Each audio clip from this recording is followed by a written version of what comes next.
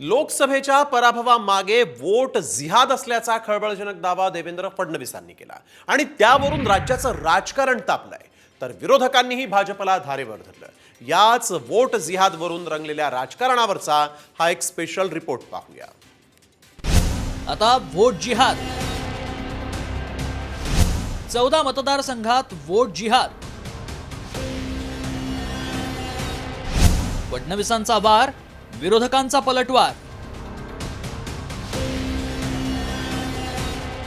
हिंदुत्ववादी संघटनांकडून सातत्यानं लव्ह जिहाद, लँड जिहादचा मुद्दा उपस्थित केला जातो। त्यातच आता लोकसभा निवडणुकीत तब्बल 14 मतदारसंघात वोट जिहाद झाल्याचा खळबळजनक दावा उपमुख्यमंत्री देवेंद्र फडणवीसांनी केलाय। त्यावरून चांगलंच राजकारण तापलंय। वोट जिहादचा अर्थ आहे, एकच साधं उदाहरण सांगतो।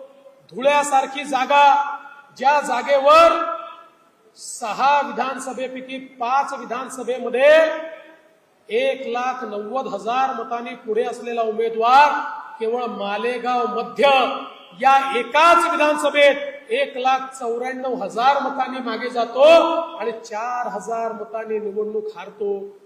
आज या निवडणुकीतला जो वोट जिहाद आहे, 48 पैकी जवळजवळ 14 लोकसभा मतदारसंघामध्ये अशा जिहादी पद्धतीनं त्या ठिकाणी आपल्याला मतदान होताना दिसलाय।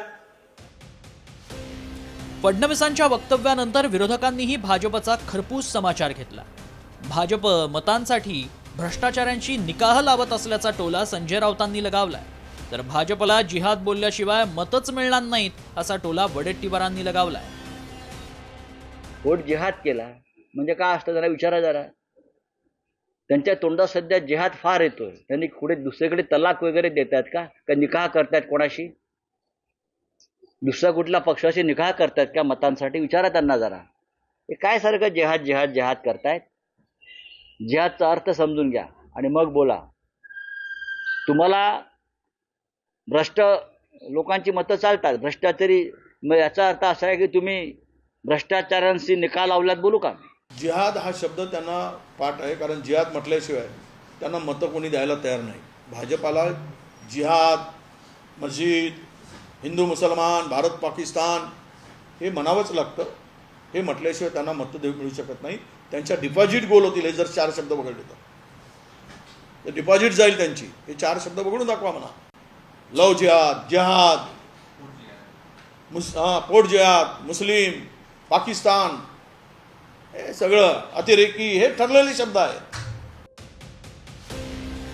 मुस्लिम मतदारांनी लोकसभेच्या 14 मतदारसंघावर प्रभाव टाकल्याचा दावा फडणवीसांनी केला असला तरी त्याचा विधानसभा निवडणुकीत किती मतदारसंघांवर प्रभाव असणार पाहूया। राज्यात मुस्लिम समाजाची 16% लोकसंख्या आहे। लोकसभेला 15 मतदारसंघात अल्पसंख्याक मतं निर्णायक आहेत।